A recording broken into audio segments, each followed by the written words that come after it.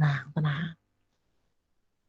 Oke, ini yang sudah masuk. Oke, rekaman sudah mulai. Bismillahirrahmanirrahim. Assalamualaikum warahmatullahi wabarakatuh. Waalaikumsalam warahmatullahi wabarakatuh. Waalaikumsalam warahmatullahi wabarakatuh. Oke, maaf ya Pak Widi pakai headsetnya seperti ini. Sumuk, nanti takut kebayang es buah nanti. Itu ya. Oke, pertemuan kali ini kita akan mempelajari tentang prinsip-prinsip dalam pengembangan kurikulum. Nanti akan disampaikan oleh kelompok 1. Wah, ini kelompok paling enak nih. Karena apa? Setelah pusing-pusing ria, habis itu sampai nanti pertemuan terakhir tinggal membantai gitu ya Mbak Noveria. Oke, silahkan sambil menunggu temannya pada masuk untuk kelompok 1 dipersiapkan. Ini Mbak Noveria coba teman-temannya sudah satu kelompok sudah masuk semua? Insya Allah sudah, Bapak. Sudah ya, oke. Jadi nanti silakan kalian presentasi, dan untuk yang kelompok lain, minimal satu kelompok itu paling tidak ada satu pertanyaan untuk kelompok yang maju. Jadi silakan disusun nanti pertanyaannya. Ingat ya, bertanya bukan membantai. Kasihan nanti Mbak Noveria mencari es buah atau sirup marjan dikasih es, kasih serutan. Oke ya, oke, ini baru pada masuk sebentar. Tenang, imannya Mbak Nover baru kuat. Nara hilaf ya Nov? Gimana, Bapak? Aman, imannya Mbak Noveria baru masih kuat. Nara hilaf ya Nov? Kalau es buah baru gitu. Insya Allah tidak, Pak. Tidak salah.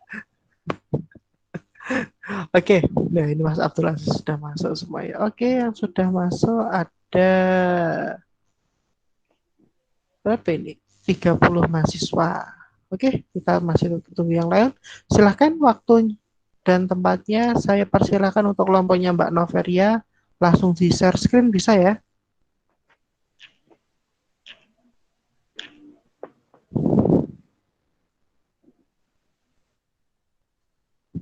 Yang presentasi on cam loh yo. So, kameranya sudah diumpet ke ora ketok.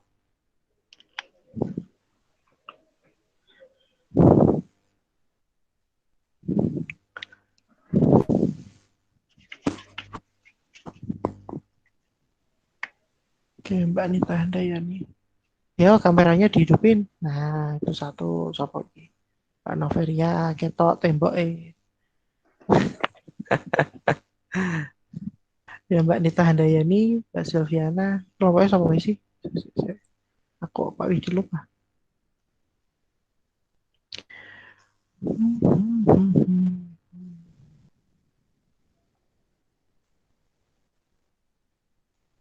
Mana PPT-nya? Oke.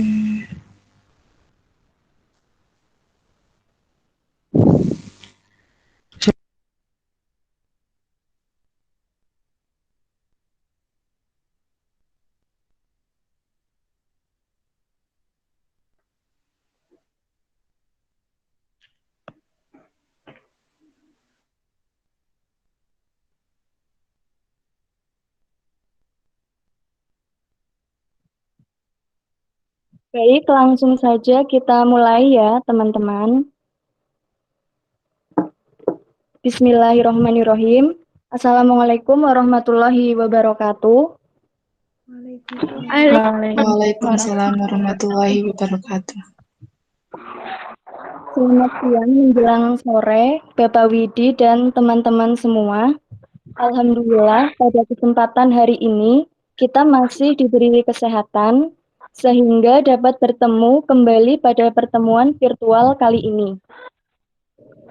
Dan semoga puasanya diberikan kelancaran ya, teman-teman. Amin. Amin.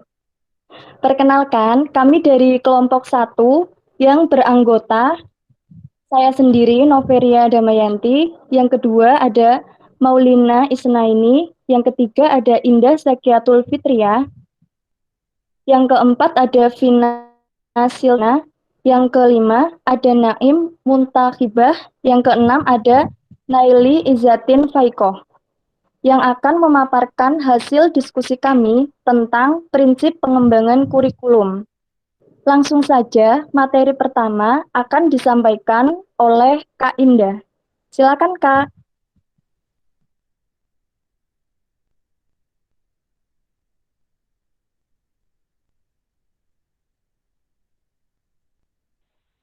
Baik, saya akan menjelaskan tentang prinsip pengembangan kurikulum. Di sini kami akan menjelaskan bagian yang pertama, ada pengertian prinsip pengembangan kurikulum. Yang kedua, sumber-sumber prinsip pengembangan kurikulum. Yang ketiga, ada tipe-tipe prinsip pengembangan kurikulum. Dan yang terakhir, ada macam-macam pengembangan kurikulum. Nah, bagian pertama yaitu pengertian dari prinsip pengembangan kurikulum. Prinsip sendiri yaitu merupakan asas, dasar, keyakinan, dan pendirian. Yang kemudian prinsip itu sendiri menunjukkan sesuatu hal yang penting, mendasar, yang harus diperhatikan, dan memiliki sifat mengatur dan mengarahkan. Kemudian, dari kurikulum sendiri yaitu suatu alat untuk mencapai tujuan pendidikan dan pengajaran yang ditetapkan oleh sekolah secara dinamis dan progresif. Jadi, kurikulum itu harus dikembangkan agar sesuai dengan laju perkembangannya.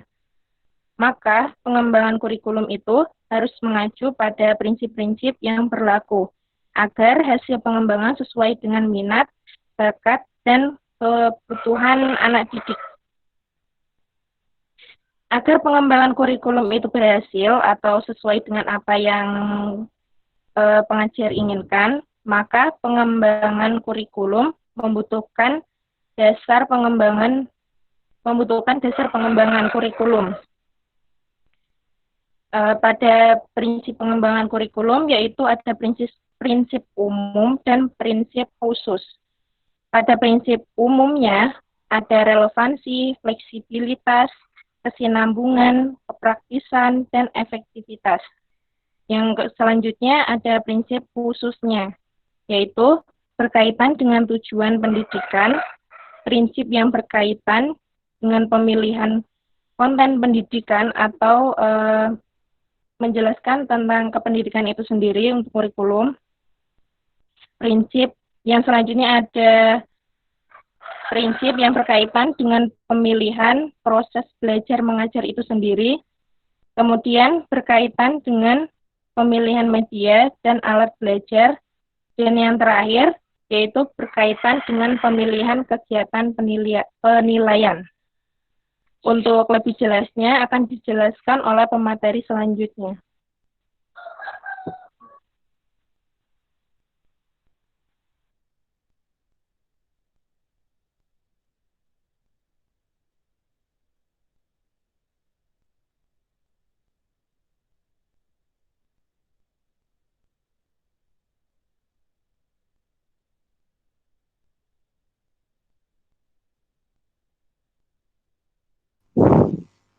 Yuk, yang selanjutnya siapa?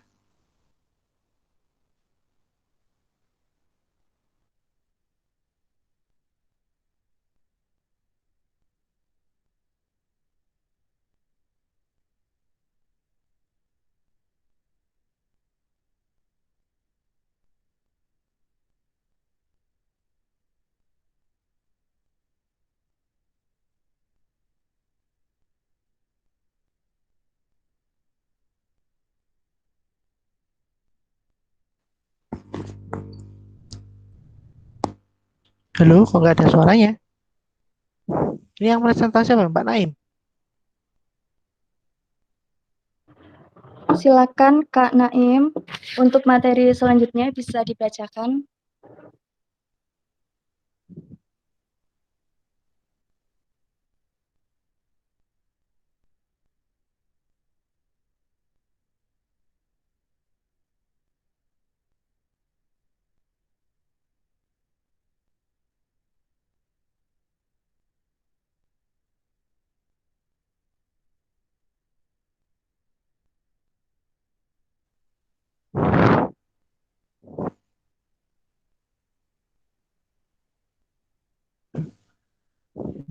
Mbak Naim kemana ini?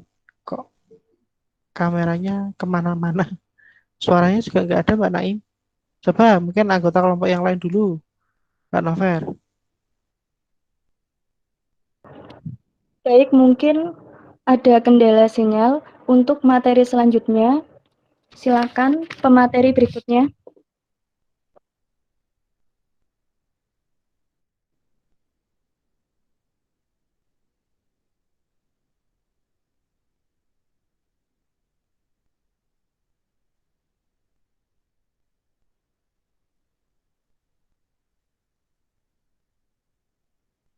Ayo, siapa?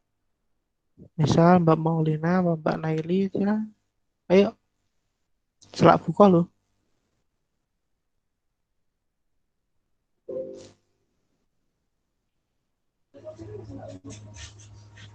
Halo, dengar Pak? Dengar Ya, teman-teman? masuk. Baik, materi selanjutnya adalah sumber-sumber prinsip pengembangan kurikulum. Pengembangan kurikulum pada hakikatnya adalah proses atau kegiatan yang disengaja dan dipikirkan untuk menghasilkan sebuah kurikulum sebagai pedoman dalam proses dan penyelenggaraan pembelajaran oleh guru di sekolah. Sumber pengembangan kurikulum dapat berupa apa saja, baik material ataupun non-material, baik yang bersifat ilmiah maupun non-ilmiah, baik dari internal maupun eksternal, lembaga pendidikan dan pengembangan kurikulum. Cukup.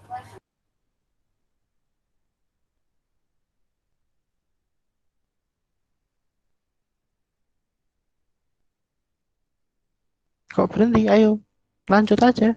Ngalir aja.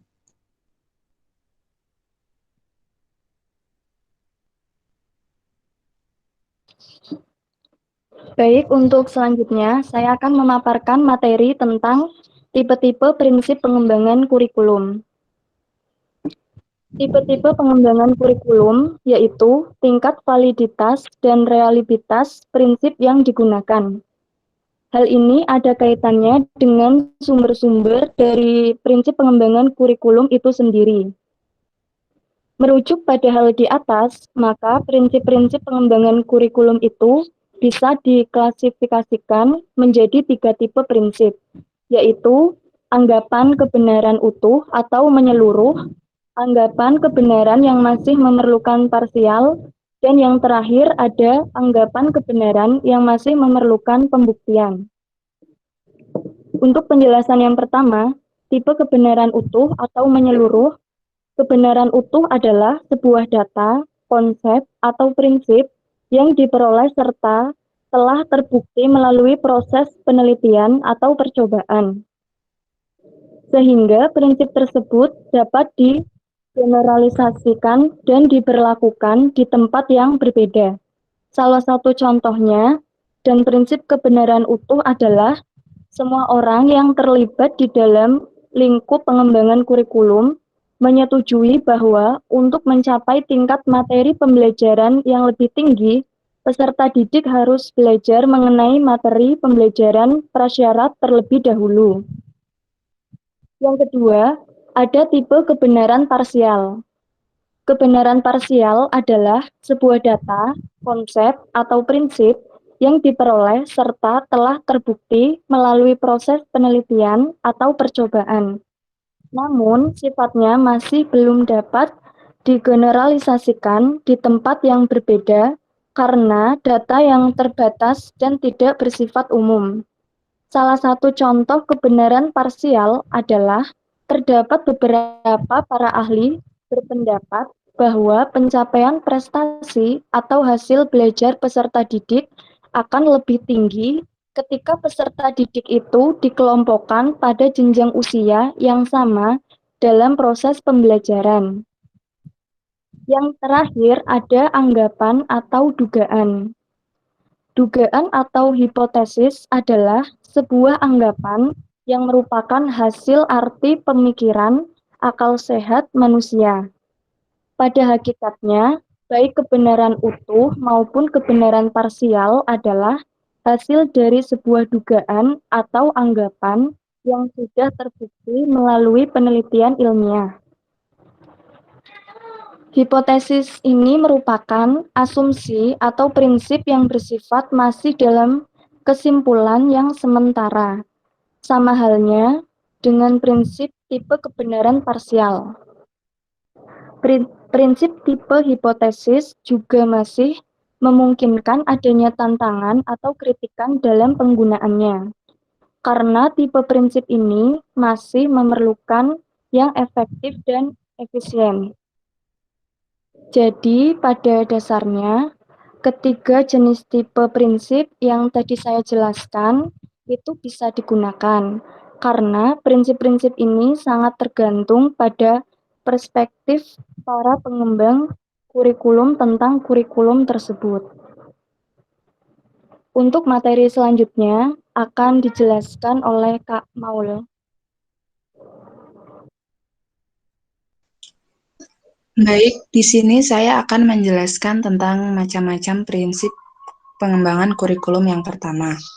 Nah, pada prinsip relevasi itu prinsip ini merupakan kurikulum itu sebagai rel suatu pendidikan untuk membawa siswa agar dapat hidup sesuai dengan nilai-nilai yang ada di masyarakat.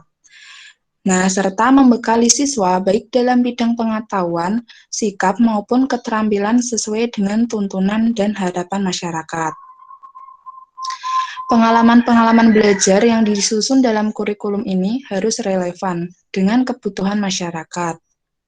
Nah, pada prinsip relevasi ini itu dibagi menjadi dua, yaitu relevasi internal dan relevasi eksternal. Relevasi internal sendiri adalah setiap kurikulum yang harus memiliki keserasian antara komponen-komponennya, yaitu keserasian antara tujuan yang harus dicapai, isi, materi, atau pengalaman belajar yang harus dimiliki siswa, dan strategi atau metode yang digunakan, serta alat penilaian untuk melihat ketercapaian tujuan. Yang kedua itu relevasi eksternal. Nah, relevasi eksternal sendiri itu berkaitan dengan keserasian antara tujuan, isi, dan proses belajar siswa yang tercakup dalam kurikulum dengan kebutuhan dan tuntunan masyarakat. Nah, selanjutnya pada relevasi eksternal ini ada 3 macam relevasi yang akan dijelaskan pemateri selanjutnya. Terima kasih.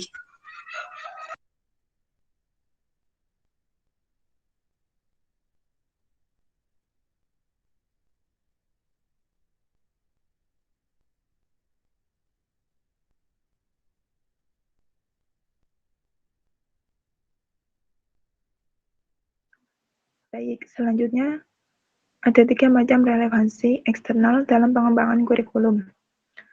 Yang pertama yaitu relevan dengan kehidupan dengan lingkungan hidup peserta didik atau biasa disebut dengan relevansi sosiologis. Relevansi sosiologis bisa diartikan bahwa proses pengembangan dan penetapan isi kurikulum hendaklah disesuaikan dengan kondisi lingkungan sekitar siswa. Seperti contoh, untuk siswa yang ada di perkotaan, perlu diperkenalkan kehidupan di lingkungan kota, seperti keramaian dan rambu-rambu lalu lintas, tata cara dan pelayanan jasa bank, kantor pos, dan lain sebagainya. Yang kedua yaitu relevan dengan perkembangan zaman, baik sekarang maupun dengan yang akan datang. Bisa diartikan bahwa relevansi harus sesuai dengan tuntutan ilmu, pengetahuan, dan teknologi, atau relevansi epistemologis. Artinya, isi kurikulum harus sesuai dengan situasi dan kondisi yang sedang berkembang. Selain itu, juga ada yang dianjurkan kepada siswa harus bermanfaat untuk kehidupan siswa pada waktu yang akan datang. Misalkan, untuk kehidupan yang akan datang, penggunaan komputer dan internet akan menjadi salah satu kebutuhan. Maka, dengan demikian, bagaimana cara memanfaatkan komputer dan bagaimana cara mendapatkan informasi dari internet harus diperkenalkan kepada siswa. Yang ketiga yaitu relevan dengan tuntutan dunia pekerjaan, tuntutan dan potensi peserta didik, atau relevansi psikologis. Artinya bahwa apa yang diajarkan di sekolah mampu memenuhi dunia kerja. Seperti contoh sekolah kejurusan. Kalau dahulu di sekolah kejurusan ekonomi dilatih bagaimana agar siswa mampu menggunakan mesin tik sebagai alat untuk keperluan surat menyurat, mesin tik sudah tidak banyak digunakan. Akan tetapi, yang lebih banyak digunakan adalah komputer. Yang selanjutnya yaitu prinsip fleksibilitas. Prinsip fleksibilitas artinya bahwa kurikulum itu harus lentur dan tidak kaku, terutama dalam pelaksanaannya. Dalam pengembangan kurikulum mengusahakan agar apa yang dihasilkan memiliki sifat yang luas, lentur, dan fleksibel dalam pelaksanaannya.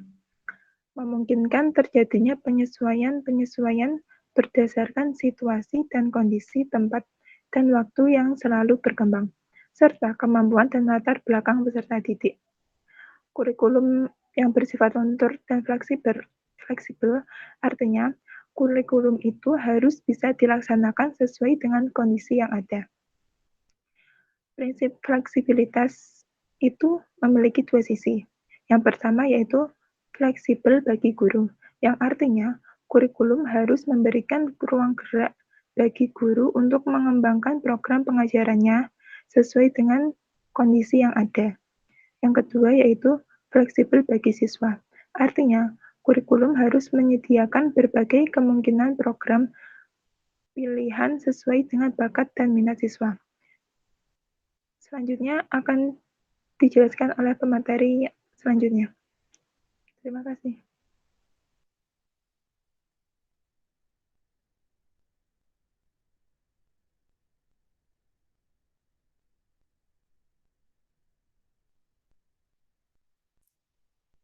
Baik, terima kasih Mbak Naili. Saya akan melanjutkan materi selanjutnya, yaitu prinsip kontinuitas. Prinsip kontinuitas yaitu adanya kesinambungan dalam kurikulum, baik secara vertikal maupun secara horizontal.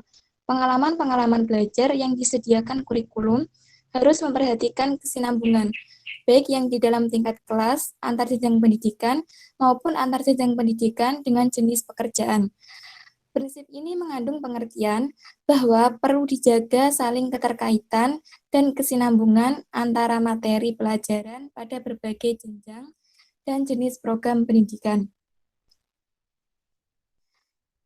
Nah, untuk menjaga agar prinsip kontinuitas ini berjalan, maka perlu ada kerjasama antara pengembang kurikulum pada setiap jenjang pendidikan. Misalkan, para pengembang pendidikan pada jenjang sekolah dasar, jenjang SLTP, jenjang SLTA, dan bahkan dengan para pengembang kurikulum di perguruan tinggi.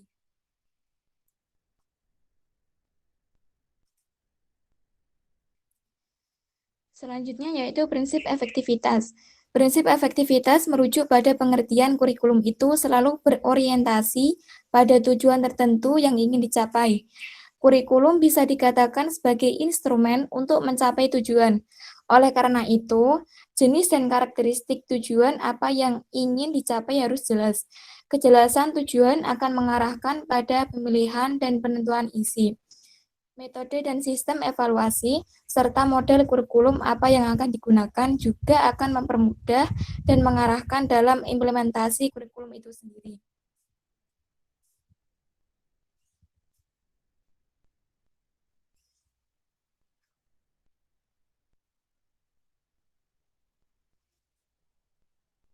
Selanjutnya akan saya kembalikan kepada Mbak Moderator.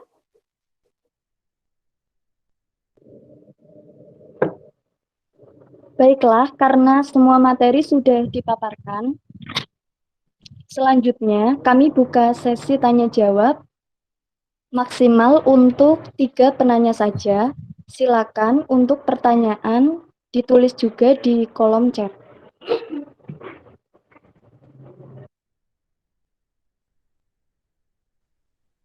Ayo silakan yang mau tanya segera raise hand dulu, terus nanti diutarakan. Kalau kurang jelas nanti diketik di obrolan. Silakan. Saya mau tanya, Pak. Silakan Mbak Noveria, itu Mbak Dwi Prihatini mau tanya. Ya, silakan Kak Dwi, pertanyaannya bisa dibacakan. Saya Dwi Prihatini, NIM 230601817. Tadi kan dikatakan bahwa prinsip kontinuitas yaitu adanya kesinambungan dalam kurikulum baik secara vertikal maupun horizontal. Mohon dijelaskan maksud dari kesinambungan itu yang seperti apa. Terima kasih. Baik, Kak Dwi, terima kasih atas pertanyaannya. Jangan lupa ya, Kak, untuk pertanyaannya ditulis juga di kolom chat. Oke, siap.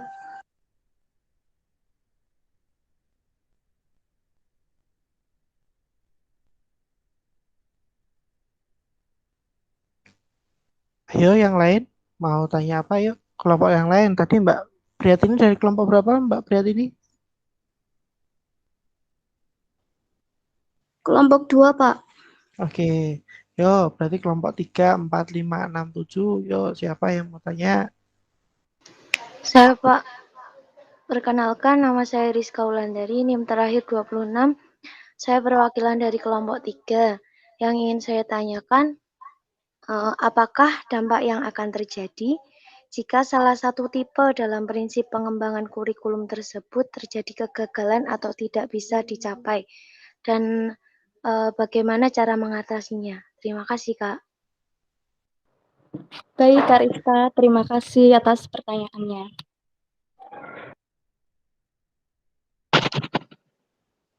Ya, Kak Nove. Perkenalkan, nama saya Nita Handayani, NIM 33 dari kelompok 5.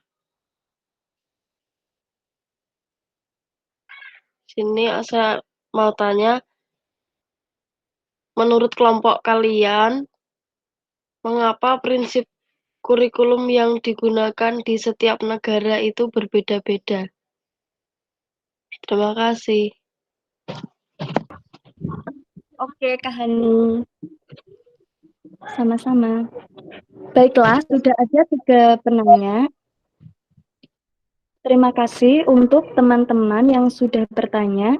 Kami meminta waktu untuk mendiskusikan pertanyaan dari teman-teman.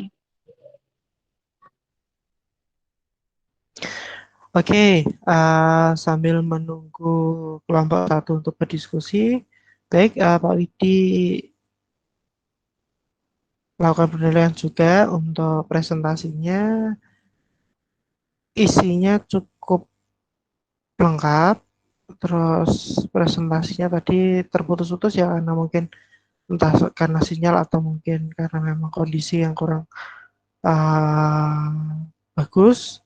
Untuk presentasinya, untuk kedepannya tolong lebih ke itu aja ya, lebih ke poin-poinnya saja, jadi jangan terlalu banyak tulisan. Album tulisannya sedikit aja, poin-poinnya, tapi nanti tulisannya agak gede, nanti takutnya kalau mungkin jaringannya kurang bagus bisa terlihat di layar seperti itu ya. Ini tadi untuk prinsip-prinsipnya bagus. Oke, udah siap untuk menjawab belum Mbak Noveria dan kelompoknya? Baik, Bapak, terima kasih atas masukannya. Mohon meminta waktu untuk berdiskusi sebentar, Pak. Oke, sip. Baik, sambil menunggu kelompoknya Mbak Noveria masih berdiskusi dulu. Baik, ini tadi yang bertanya Mbak Dwi Prihatini. Prinsip kontinuitas yaitu adanya kesinambungan dalam kurva baik secara vertikal maupun horizontal. Oh, maksud kesinambungan itu ya. Oke, bagus. Mbak Rizka Wulandari, apakah dampak yang akan terjadi jika salah satu dari prinsip pengembangan kurikulum tersebut terjadi kegagalan atau tidak bisa dicapai? Bagaimana cara hal tersebut?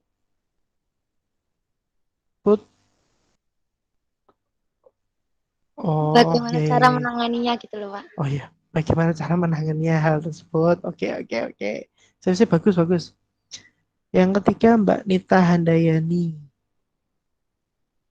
Menurut kelompok kalian, mengapa prinsip kurikulum yang digunakan di setiap negara itu berbeda? Nah, itu penting itu. Silakan, ini pertanyaan 3 pertanyaan ini bagus-bagus semua. Silakan berdiskusi dan silakan dijawab nanti untuk kelompok 1. Nanti Pak Widi menambah aja kalau memang ada yang kurang.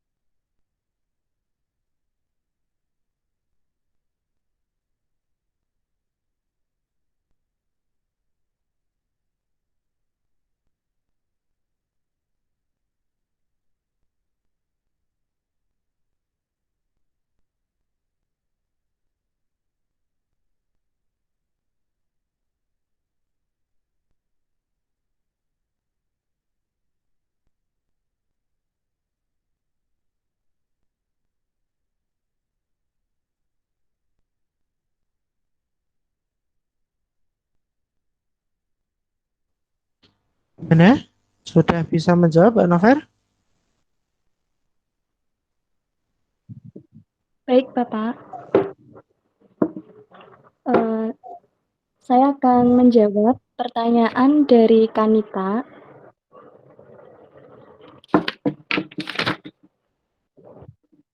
Menurut kelompok kalian, mengapa prinsip pengembangan kurikulum yang digunakan di setiap negara itu berbeda? Saya akan mencoba untuk menjawab dari pertanyaan Kak Nita. Di setiap negara tentunya mempunyai kurikulum yang berbeda-beda, karena di setiap negara bagian mempunyai kebudayaan yang khas dan setiap negara tentu juga memiliki daerah yang memiliki ciri khasnya sendiri. Jadi kurikulum tersebut biasanya beradaptasi dengan daerah yang ditempatinya, yang tentu saja bertujuan untuk memajukan daerah tersebut. Jika suatu daerah dapat membanggakan kebudayaan sendiri, maka akan berdampak pada negara yang ditempatinya. Jadi contohnya seperti ini ya, Kanita. Semisal kita hidup di kota Jepara yang terkenal dengan kota ukiran kayu, tentu saja tempat pendidikan tersebut akan mempunyai muatan lokal yang tidak jauh berhubungan dengan ukiran kayu tersebut. Tentu saja hal tersebut bertujuan untuk melestarikan budaya daerah dan memajukan daerahnya. Mungkin seperti itu, Kanita. Apakah bisa diterima? Bisa, Kak Nove. Terima kasih ya. Oke, sama-sama, Kanita.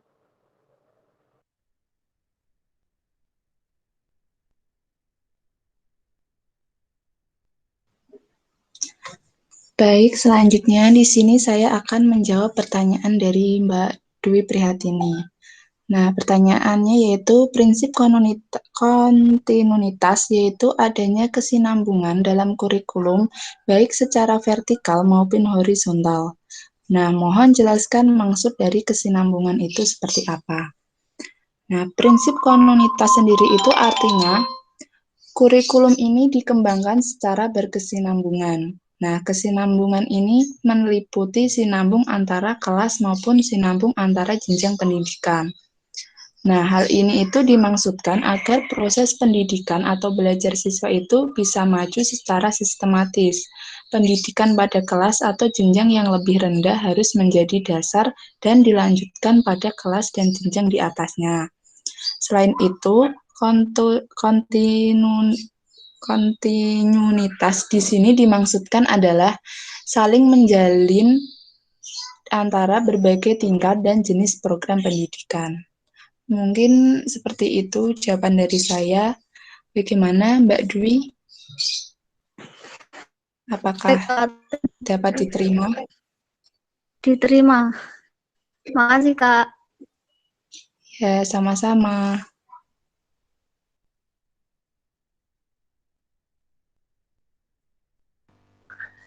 Yo, tinggal satu pertanyaannya Mbak Rizka Wulandari yang belum. Silakan.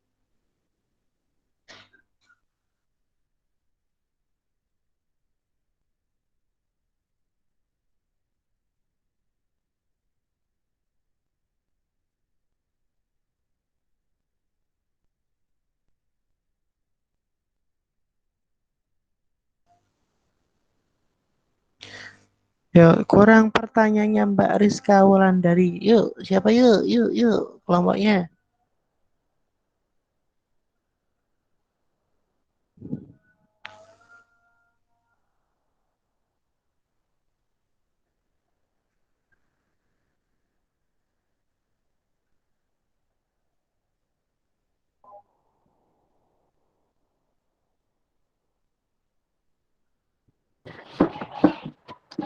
Minta waktunya sebentar, Bapak. Sedang diskusi lagi.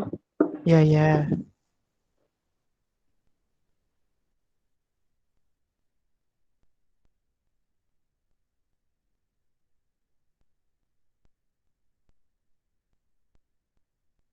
Oke, sambil menunggu diskusi, Pak Yudi tambah-tambah aja. Tadi dari pertanyaannya Mbak Triprihat ini tentang prinsip kontinuitas. Jadi memang harusnya dalam pengembangan kurikulum pada prinsipnya harus secara kontinu. Jadi terus menerus dan berkesinambungan. Jangan hanya yang dikembangkan mungkin SD saja atau SMP saja atau SMA saja, tidak bisa. Jadi semua aspek harus berjalan beriringan. Jadi memang dikatakan Yesus berkesinambungan dalam kurva baik secara vertikal maupun secara horizontal. Jadi memang semua aspek itu harus berjalan bareng, tidak boleh satu-satu. Alhasil kalau nanti satu-satu, jadi ada satu titik ketika nanti di tahap selanjutnya itu kurikulumnya seperti tidak nyambung seperti itu. Nah, pernahkah terjadi di Indonesia? Pernah waktu di kurikulum mau masuk ke kurikulum KBK, terus KTSP, K13 itu pernah posisi seperti itu. Jadi alangkah baiknya memang dalam pengembangan kurikulum itu harus berkesinambungan dan harus memperhatikan. Jadi kan dalam kurikulum kan termasuk apa yang akan dipelajari di dalamnya. Jadi kalau bisa ya memang yang antara yang disampaikan ketika di SD, SMP, dan SMA itu kalau bisa berkesinambungan. Mungkin misal seperti ini. Pengen membahas tentang line terakhirnya itu adalah pada langit seperti itu ya. Jadi ketika SD diterangkan mungkin tentang pengetahuan awal aja tentang benda luar angkasa. Terus nanti di SMP itu dikenalkan apa itu planet, meteor, meteorit, bla bla bla bla bla. Nah, nanti ketika SMA sudah berorientasi pada cara menghitungnya seperti ini, percepatan gravitasi antar planet itu seperti ini, ternyata dari antar planet antar galaksi itu seperti ini. Nah itu jadi ada kesinambungan. Kalau tidak ada kesinambungan, alhasil pasti nanti rata-rata semua materinya akan mungkin dijelaskan di SMP saja, nanti seolah-olah di SMA lu kita harus dijelaskan di SMP ini kok, wah kok sekarang dijelaskan lagi. Nah modelnya seperti itu, jadi memang perlu adanya kesinambungan. Terus tadi pertanyaan dari Mbak Nita Handayani, menurut kelompok kalian mengapa prinsip kurikulum yang digunakan di setiap negara itu berbeda? Ya betul, tadi jawabannya memang seperti itu. Jadi masing-masing tempat itu memiliki kearifan lokal dan kelebihan masing-masing, dan yang tahu kondisi adalah di masing setiap negara itu di negara tersebut. Jadi pasti pelaksanaan pengembangannya itu akan berbeda-beda dilihat dari kontur peserta didiknya, lembaga pendidikannya, keluarganya, masyarakatnya, sekolahnya itu bagaimana, sarana prasarananya itu bagaimana, terus input dan output dari kurikulum itu bagaimana. Jadi itu sangat perlu diperhatikan. Jadi dalam hal ini memang nanti akan mengakibatkan mungkin kurikulum di Indonesia akan berbeda dengan Malaysia, dengan Brunei, dengan Singapura, dengan Amerika, dengan Australia. Tapi di situ memiliki dampak positif karena apa? Pada prinsipnya dalam dunia pendidikan itu harus mampu mengangkat potensi yang ada di sekitarnya, atau di situ dikatakan dengan kearifan lokal seperti itu. Nah, seperti itu ya. Ya gimana Mbak Novelia, sudah bisa menjawab untuk pertanyaannya Mbak Rizka Wulandari?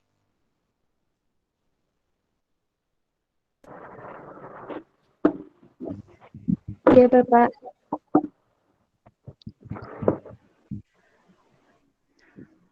Dari kelompok kami akan mencoba menjawab pertanyaan dari Mbak Rizka. Menurut kelompok kami, jika salah satu prinsip tidak terpenuhi, maka proses pembelajaran akan berjalan kurang baik, karena prinsip kurikulum dengan pengembangan kurikulum itu sangat erat kaitannya.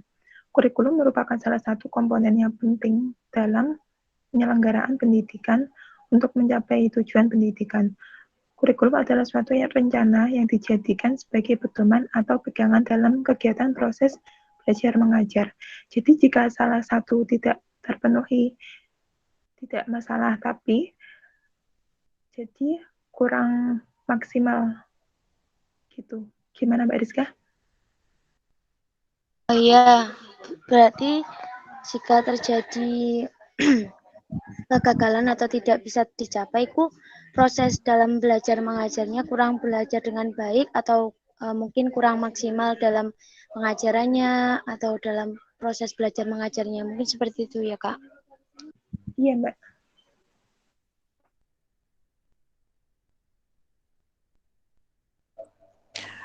Oke, Pak Widi tambahi. Nah, pertanyaan tadi Mbak Rizka, apakah dampak yang akan terjadi jika salah satu dari prinsip pengembangan kurikulum tersebut terjadi kegagalan atau tidak bisa dicapai? Bagaimana cara menghadapi hal tersebut? Ini prinsip yang mana dulu? Apakah prinsip yang tadi apa namanya? Ada prinsip relevansi dan kawan-kawan tadi, atau prinsip yang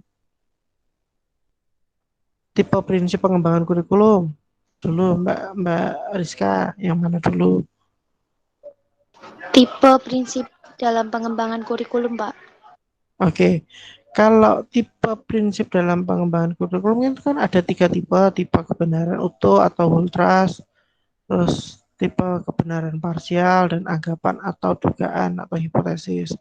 Yang pertama tadi sudah dijelaskan bahwasanya tipe kebenaran itu adalah kebenaran utuh adalah sebuah data, konsep, atau prinsip yang diperoleh serta telah terbukti melalui proses penelitian. Sedangkan tipe kebenaran parsial, kebenaran sebuah fakta, data, konsep, atau prinsip yang diperoleh serta telah terbukti melalui proses penelitian. Yang ketiga, berdasarkan anggapan atau dugaan hipotesis, sebuah anggapan yang merupakan hasil arti pemikiran akal sehat manusia. Pada prinsipnya tiga tipe prinsip pengembangan kurikulum ini memang ini adalah klasifikasi prinsip-prinsipnya. Tapi kalau prinsip-prinsipnya itu yang tadi ada relevansi, ada relevansi internal, eksternal, terus uh, prinsip fleksibilitas, kontinuitas, efektivitas, dan masih banyak yang lain ya. Ini hanya menyebutkan itu saja. Sebenarnya masih ada banyak. Nah itu prinsip-prinsip itu memang harus ada, tapi sifatnya fleksibel, tergantung dalam kondisi yang ada di lapangan seperti apa. Karena memang uh, salah satu adalah prinsip fleksibilitas, yang artinya bahwa kurikulum itu harus lentur, dan ini semua prinsip ini harus terpenuhi. Harus terpenuhi, cuman nanti bobot yang di dalamnya dari beberapa prinsip itu mengikuti dari keadaan di lapangan itu seperti apa. Dia mungkin yang lebih ditekankan mungkin fleksibilitasnya, atau yang ditekankan mungkin relevansinya, atau mungkin yang nanti ditekankan adalah efektivitasnya. Jadi uh, semuanya harus ada, cuma nanti yang perlu ditekankan itu yang bagian apa seperti itu. Itu Mbak Rizka Wulandari. Baik, Bapak. Oke. Oke. Bagaimana Mbak Noveria? Masih ada yang tanya lagi apa tidak? Dicukupkan saja, Pak. Ngobrol selalu kok. 3 penanya saja. Oke. Jadi dari kelompok satu menghendaki hanya 3 pertanyaan saja. Oh, berarti dari kelompok lain 3 pertanyaan, berarti ada 1 pertanyaan dari Pak Widi, tolong dijawab. Nanti teman-teman satu kelas boleh membantu untuk membantu pertanyaan dari Pak Widi untuk kelompok 1. Nah, pertanyaannya Pak Widi adalah seperti ini. Ini kan tadi ada prinsip-prinsip pengembangan kurikulum, begitu ya Mbak Noveria ya dan kawan-kawan ya. Nggih, Bapak. Nah, dalam prinsip pengembangan kurikulum kita mengingat dulu ada salah satu faktor itu yang harus diperhitungkan adalah faktor dari masyarakat. Nah, faktor masyarakat dalam pengembangan kurikulum itu apakah bisa mempengaruhi dari prinsip-prinsip pengembangan kurikulum, atau justru malah mengacaukan dari prinsip-prinsip pengembangan kurikulum?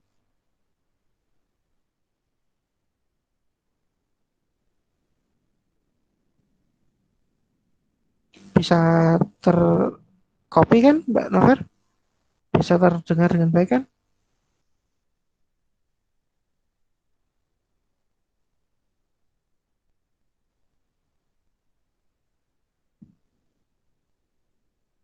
Gimana? Bisa menjawab? Silakan teman-temannya boleh membantu. Ya Mbak Husni. Ini Mbak Husni raise hand mau tanya atau mau ikut menjawab?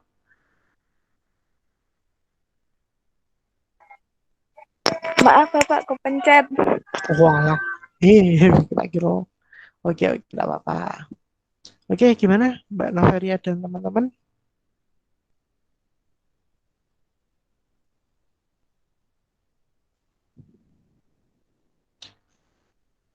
Salah satu pengembangan dalam pengembangan kurikulum itu kan ada salah satu aspek tentang masyarakat, dari masyarakat. Nah, dengan adanya datangnya masyarakat atau mungkin pendapat atau apa masukan dari masyarakat, itu apakah ada dampak terhadap prinsip-prinsip pengembangan kurikulum, atau mungkin dampaknya mungkin malah justru mendukung atau malah justru uh, mengkacaukan prinsip-prinsip tersebut, atau bagaimana menurut Pak Novelia dan teman-teman? Menurut kami ada dampaknya, Pak. Dampaknya gimana?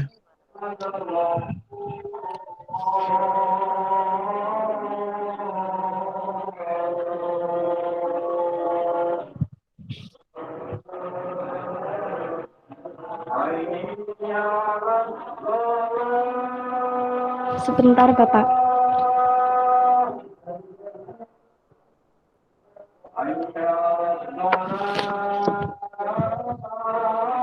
Karena sekolah itu merupakan bagian dari masyarakat yang diantaranya bertugas mempersiapkan anak didik untuk dapat hidup secara bermartabat di masyarakat.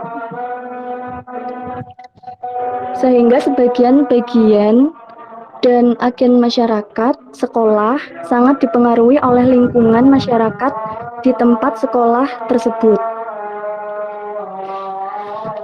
Jadi hal tersebut itu berdampak pada isi kurikulum yang hendak mencerminkan kondisi masyarakat penggunanya serta upaya memenuhi kebutuhan dan tuntutan mereka.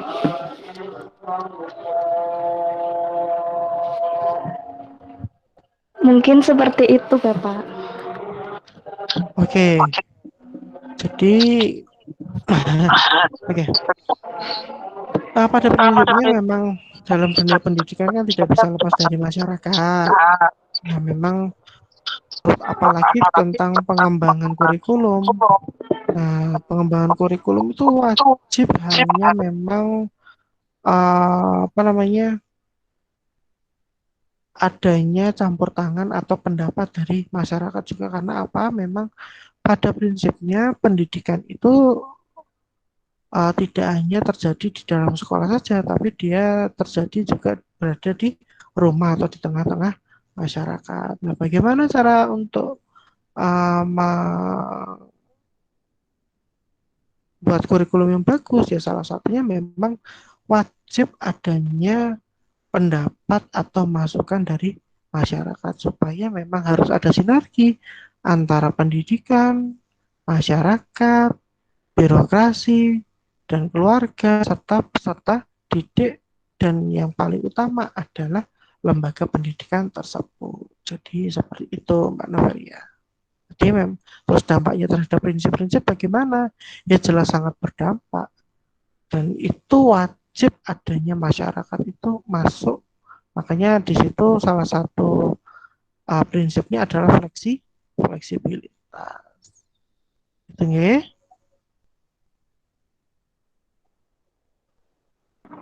Nggih, Bapak.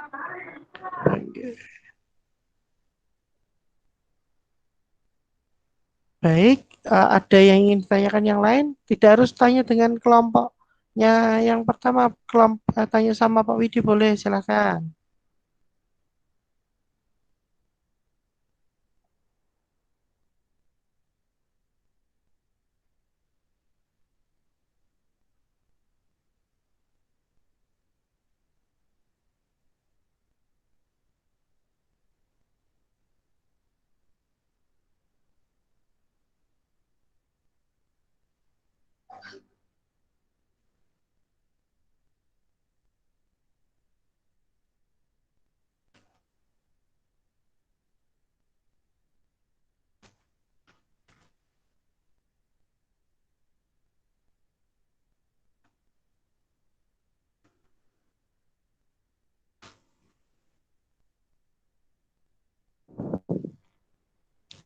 Gimana? Ada yang ingin ditanyakan?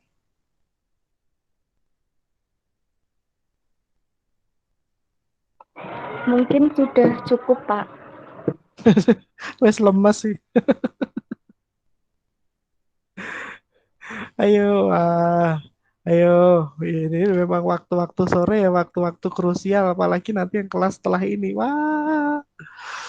Oke, kalau seperti itu,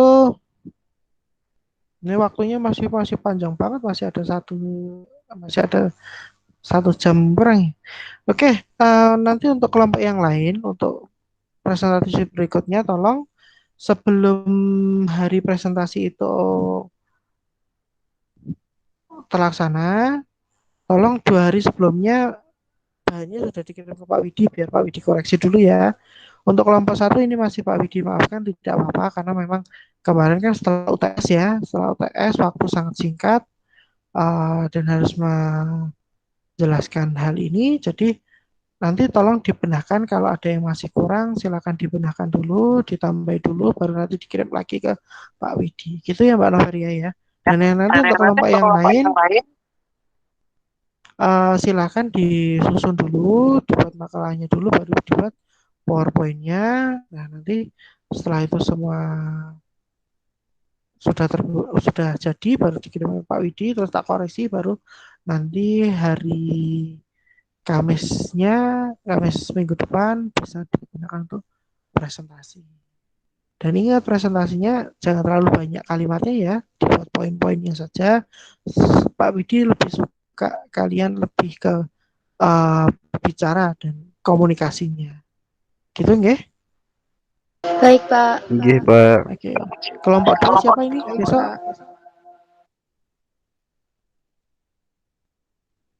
Kelompok 2. Saya, Pak. Wah, Mbak Dwi Prihatini. Oke. Siap gitu ya, Mbak Dwi ya? Gimana, Pak? Malah gimana, Pak? Itu tadi pengumuman saya. Jadi kalian nanti susun dulu, terus buat PPT-nya dulu, terus dikirim ke Pak Widi, terus nanti tak koreksi, baru dibuat presentasi gitu ya, Mbak Dwi? Siap, Pak. Oke, kalau memang sudah tidak ada pertanyaan, kelihatannya suaranya sudah pada lemas. Yang paling cetar membahana hanya Mbak Dwi Prihatini. Oke. Yuk, tetap semangat. Habis ini masih ada kuliah enggak? Mbak. Tidak, Pak. Enggak ada, Pak. Ya udah enak ya. Aku tadi saya sama. Oke, enggak apa-apa. Ya udah Pak Widi akhiri. Mohon maaf ini berarti harus diakhiri lebih awal. Untuk kedepannya nanti lebih tepat waktu ya, gitu ya. Oke aja, Pak Widi akhiri, kurang lebihnya Pak Widi mohon maaf. Wabillahi taufiq wal hidayah. Assalamualaikum warahmatullahi wabarakatuh. Waalaikumsalam. Waalaikumsalam warahmatullahi wabarakatuh.